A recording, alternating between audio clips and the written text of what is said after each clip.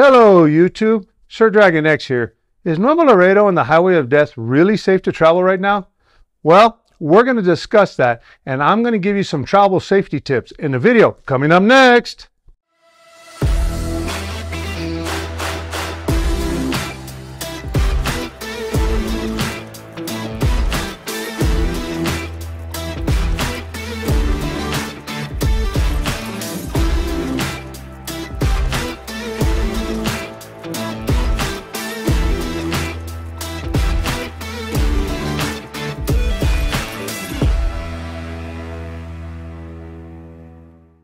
Welcome back to Retire Life in Mexico, No Bull, where quality and accuracy of information come before profit.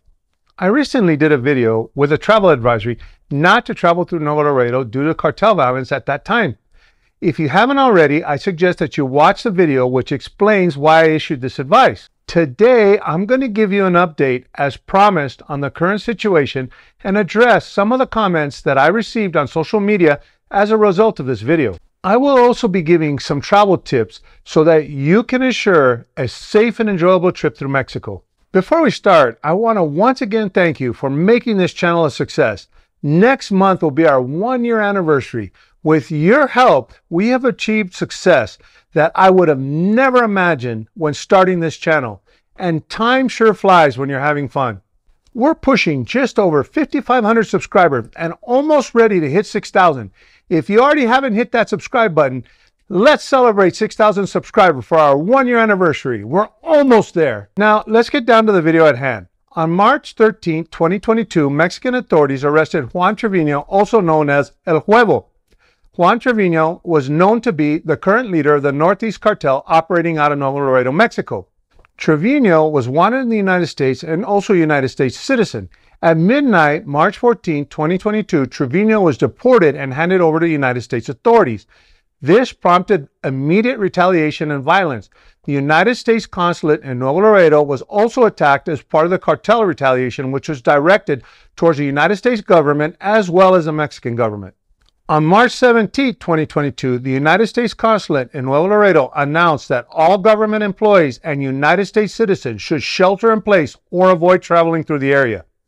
Now, it seems that violence has calmed down in the area, but it is important to note that on March 23, 2022, the United States consulate issued a statement that all U.S. consulate services in Nuevo Laredo have been suspended until further notice due to the current situation. This indicates that further violence may occur. Before we go any further, I want to address some of the comments I received on social media concerning my latest video on the situation. A majority of the comments were positive, but a few concerning comments caught my attention from a security perspective. I worked in federal law enforcement and the security field for over 30 years, and I think it's important to address these comments in order to understand why I created this video. I also want to help you understand why I create these videos on the subject of security, even though they draw a lot of controversy. The comment that concerned me the most was one that claimed that everything was peaceful and fine and all they saw was a bunch of burned up cars. Common sense will tell you that if you see a bunch of burned up cars, obviously something wrong is happening in the area. I understand that people have traveled through this area recently with no problem. What is important to note here is that one person's experience does not necessarily translate into everyone's experience. Now, I admire those who shared their experience because it's very important to be up to date with information, but one cannot assume that it's safe because someone made it through. Another very popular comment was, "Mexico's safer than the United States. I feel much safer when I'm in Mexico." First of all, let me explain something. This is not a competition. Violence happens everywhere. That was not the point of this video. The point of the video was to provide you with important and current information that will assist you in making important decisions. Safety should always be high on your priority list, no matter where you travel or live. Last but not least, comments that concern me from a security perspective were comments like, "Here's another alarmist post. Here we go again over exaggerating. It's just cartels killing each other, so we're safe." Or, "They don't mess with gringos." So, why did I bring up these comments? It's important to understand, as we say in the security industry, security is an illusion. It is these types of comments that create the illusion that I am safe. This illusion is what leads to being complacent or unprepared. In the security world, we always say that mitigating risk is the only way of creating better security. We need to accept the reality and forget the illusion so that we can mitigate the risk. Not being aware and arguing that this is not real and this isn't going to happen to me or this doesn't apply to me is not what's going to ensure your safety. Being aware, mitigating risk, and being prepared is the only solution to ensuring your personal safety, no matter where you are in the world. Here's the brutal truth and reality. Crossing any border town is not 100% safe.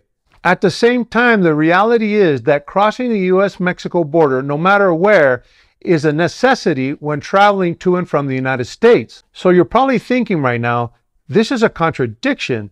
This guy's warning me that the U.S.-Mexico border is dangerous, but I must travel through it to come and go. Seems like I'm contradicting myself, right? Actually, I'm not, and let me explain why.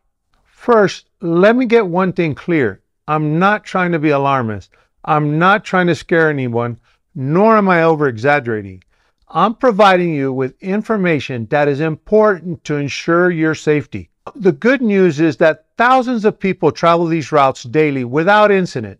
As somebody recently told me in a conversation, people need to be aware and very vigilant when crossing the border, but they don't need to be terrified.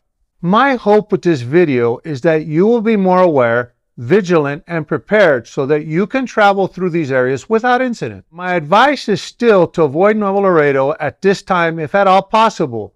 But if you decide to travel through that area, I ask that you practice these precautions so that you can mitigate the risks and have a safe trip. I am not here to make decisions for you. This is a personal decision that you must make based on your own personal situation. I'm going to give you a couple of travel tips so that when you travel through these areas, you can ensure that you make a safe trip. First, keep up to date with the local Mexican news when planning your trip. I have news feeds on my live chat rooms for the major Mexican newspapers. Although the articles are in Spanish, you can usually hit the translate button on your browser and it will translate the articles pretty well. Many people actually traveled through the area at the height of the violence, not even knowing it was happening. They were lucky enough that they crossed at a time that the violence had calmed down during the day. Next, if possible, cross between around 7 a.m. to midday. Violence seems to be less common during those hours.